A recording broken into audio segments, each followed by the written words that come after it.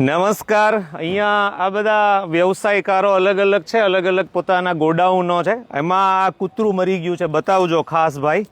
આ કૂતરાની એક ચોક્કસ પ્રકારની ગંધ આવે છે અને બધા નંબરો શોધે કે ભાઈ કોર્પોરેશનમાંથી બોલાવીએ અને બધા મોઢા આડો હાથ રાખીને ફૈરા કરે. તો કીધું આવશે કોર્પોરેશનમાંથી માણસ, ના આવે એવું ન હોય, આટલું બધું મોટું મહાનગર છે તો આવે.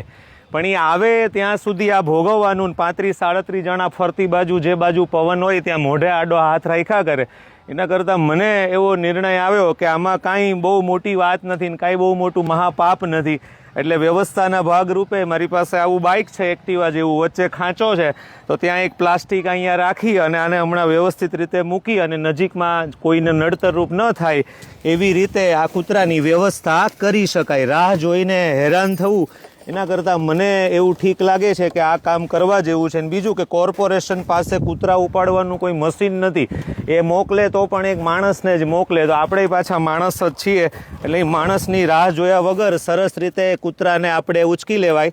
ચોક્કસથી વાસ આવે, મને વાસ ના આવે એવું ના હોય, મને પણ વાસ આવે જ. પણ એ બધાને 35-37 જણાને ખોટી હેરાનગતિ થાય એના કરતાં સારી રીતે આ કૂતરાની આપણે વ્યવસ્થા કરીએ છીએ. આપ સૌનો ખૂબ ખૂબ આભાર. આ દ્રશ્ય જોયા પછી તમને જે કાંઈ વિચાર આવતો હોય મારી સાથે શેર કરજો. 2 કૂતરા મર્યા છે, હમણાં બીજો રાઉન્ડે આપણે હમણાં કરીએ. પણ પહેલાં આમ તો બેયને સાથે જ લઈ લઈએ, એમાં કાંઈ ખોટું નથી. આવો ભાઈ.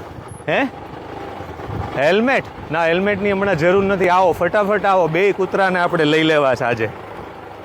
મને હેલ્મેટ યાદ કરાવે છે. બધું એકસાથે નહીં થાય. કૂતરાઓને નાખવા જવા, એની વાસથી બધું મેન્ટેન કરવું કે હેલ્મેટની વ્યવસ્થા કરવી. ક્યાં ગઈ ઘોડી? હા, ઘોડી ચડાવેલી જ છે. જો આ બીજું કૂતરું પણ તમને દ્રશ્યમાં દેખાતું હશે. ખબર નહીં કેવી રીતે મરી ગયા છે, પણ બંને કૂતરા ધામમાં જતા રહ્યા છે. આ 2-4 દિવસ પછી ગંધાશે જ.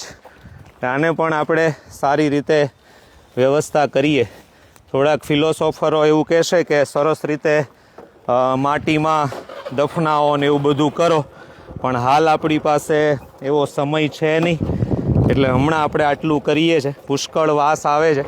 મોઢે રૂમાલ રાખ્યો નથી એનો મતલબ એવો નથી કે વાસ નથી આવતી, પણ મજા છે. ચાલો મળીએ વહેલા.